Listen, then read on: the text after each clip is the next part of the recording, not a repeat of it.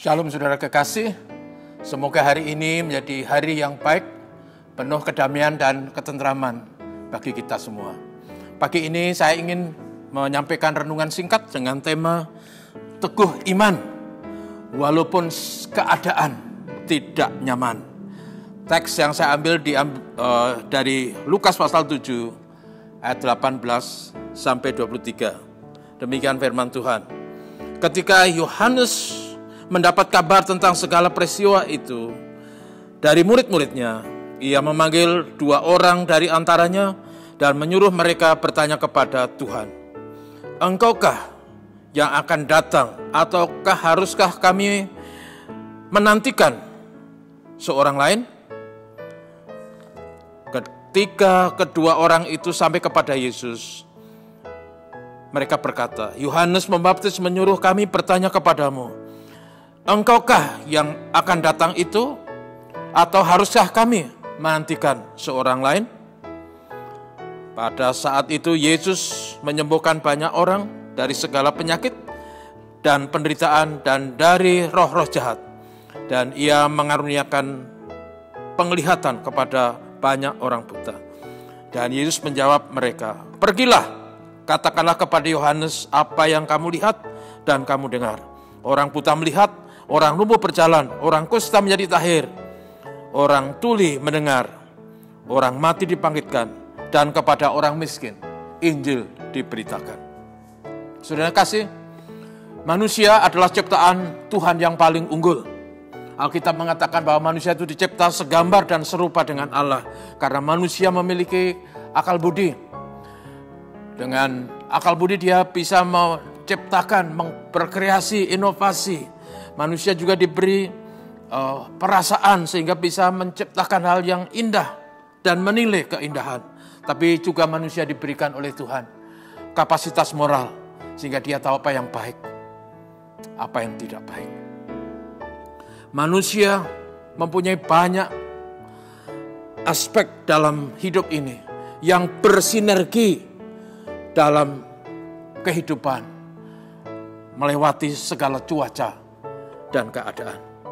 Ada faktor fisik, ada faktor psikis, ada faktor sosial, ada faktor spiritual. Sehat dan tidaknya manusia, saudaraku, tidak semata-mata tergantung kepada nutrisi yang dikonsumsi, tidak tergantung kepada tidur yang cukup semata, dan juga tidak semata-mata bergantung pada gerak atau olahraga rutin yang kita alami. Tetapi ada faktor-faktor lain yang memberi pengaruh terhadap kesehatan hidup manusia. Misalnya berita buruk yang kadang membuat orang seolah-olah kehilangan kekuatan, menjadi lemah, lesu, dan sayu. Sebaliknya, cinta yang bersemi di hati seseorang, yang kemudian direspon positif oleh orang yang dicintai, membuat orang itu bergairah, cerah, dan bercahaya.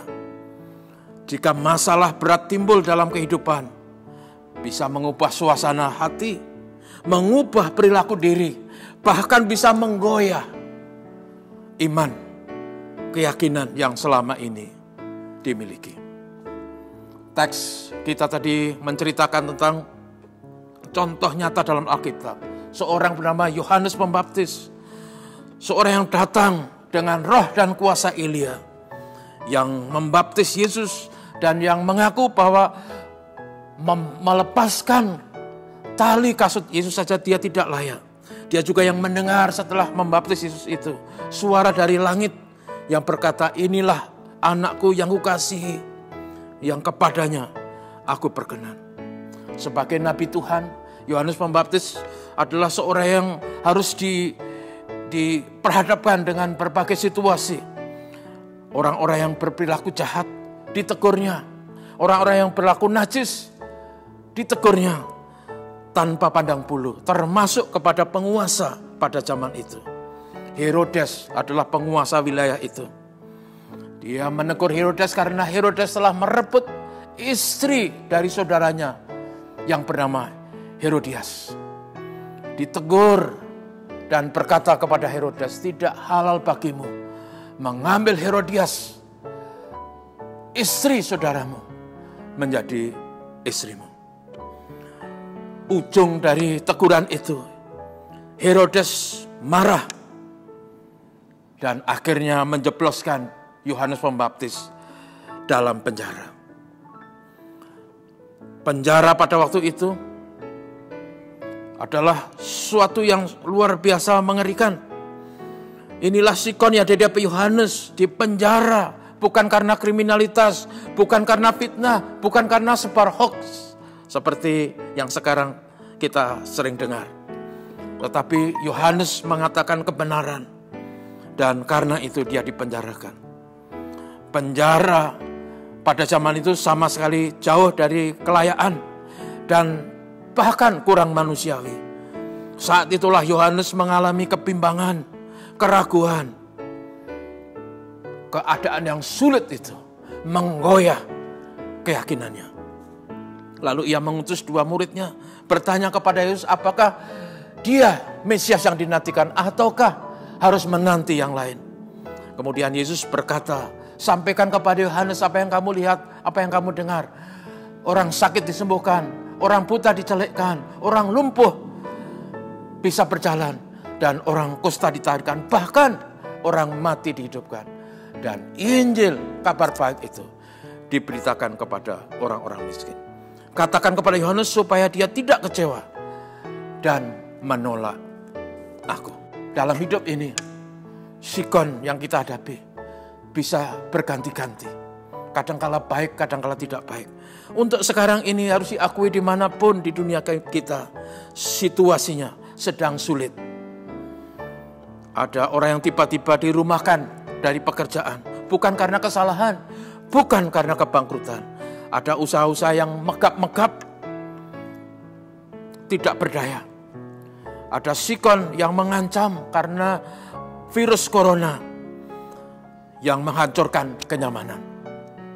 Satu hal yang harus kita ingat, berjuang, bekerja, hidup cerdas adalah sebuah keniscayaan, suatu keharusan bagi manusia dalam situasi ini. Oleh situasi ini, saudaraku, jangan sampai kesulitan yang kita hadapi membuat kita marah, putus asa, dan akhirnya kita kecewa dan menolak Tuhan. Artinya, saudaraku, kita harus tetap percaya bahwa akan ada solusi yang diberi. Kita harus percaya bahwa dengan usaha dan kerja keras ada masa depan bagi kita. Karena itu kita harus teguh iman. Ora et labora, bekerja dan berdoa. Walaupun sikon tidak nyaman. Kiranya Tuhan menolong kita semua. Mari kita berdoa. Tuhan, terima kasih untuk pagi yang baru. Terima kasih untuk segala janji firman-Mu. Terima kasih untuk kesanggupan, kekuatan yang Tuhan berikan. Terima kasih bahwa kami bisa melihat situasi ini. Supaya kami makin dekat dengan Tuhan. Percaya, teguh dalam iman. Di tengah badai dan kesulitan. Memberkati jemaat Tuhan. Memberkati bangsa kami. Memberkati orang-orang di sekitar kami. Yang mungkin mengalami kesulitan, kesusahan. Menolong kami semua. Supaya kami bisa menjadi orang yang berbagi. Yang peduli. Di tengah situasi ini. Teguhkan iman kami.